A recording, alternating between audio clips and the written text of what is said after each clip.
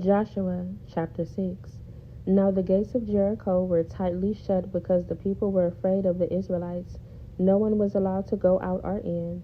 But the Lord said to Joshua, I have given you Jericho, its king and all its strong warriors. You and your fighting men should march around the town once a day for 6 days.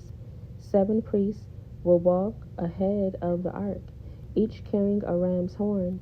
On the 7th day, you are to march around the town 7 times, with the priests blowing the horns.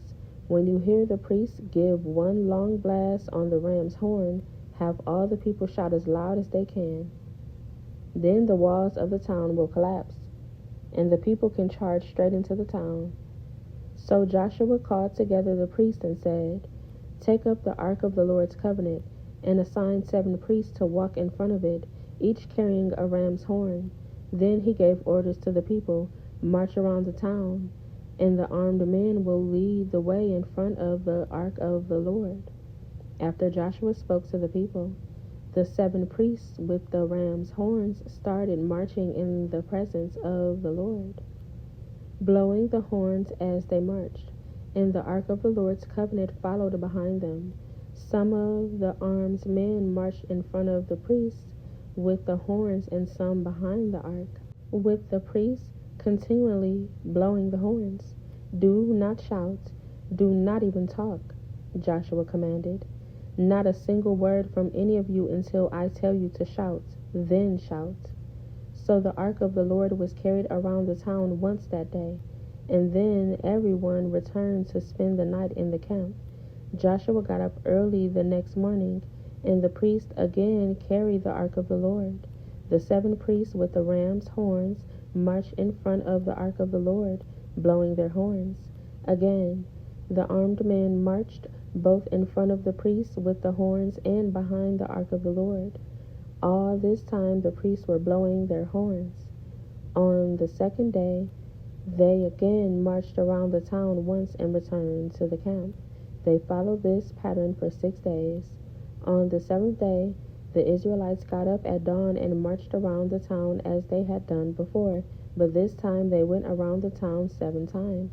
The 7th time around, as the priests sounded the long blast on their horns, Joshua commanded the people, Shout, for the Lord has given you the town.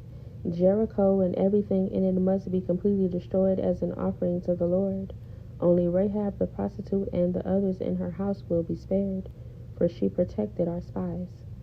Do not take any of the things set apart for destruction, or you yourselves will be completely destroyed, and you will bring trouble on the camp of Israel.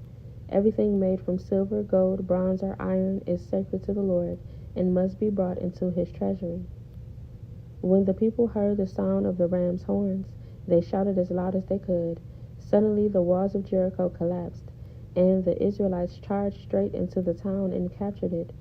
They completely destroyed everything in it with their swords, men and women, young and old, cattle, sheep, goats, and donkeys. Meanwhile, Joshua said to the 2 spies, Keep your promise. Go to the prostitute's house and bring her out, along with all her family.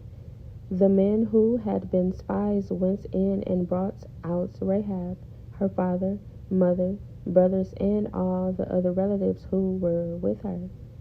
They moved her whole family to a safe place near the camp of Israel. Then the Israelites burned the town and everything in it. Only the things made from silver, gold, bronze, or iron were kept for the treasury of the Lord's house. So Joshua spared Rahab the prostitute and her relatives who were with her in the house, because she had hidden the spies Joshua sent to Jericho, and she lives among the Israelites to this day. At that time Joshua invoked this curse. May the curse of the Lord fall on anyone who tries to rebuild the town of Jericho. At the cost of his firstborn son, he will lay its foundation. At the cost of his youngest son, he will set up its gates. So the Lord was with Joshua, and his reputation spread throughout the land.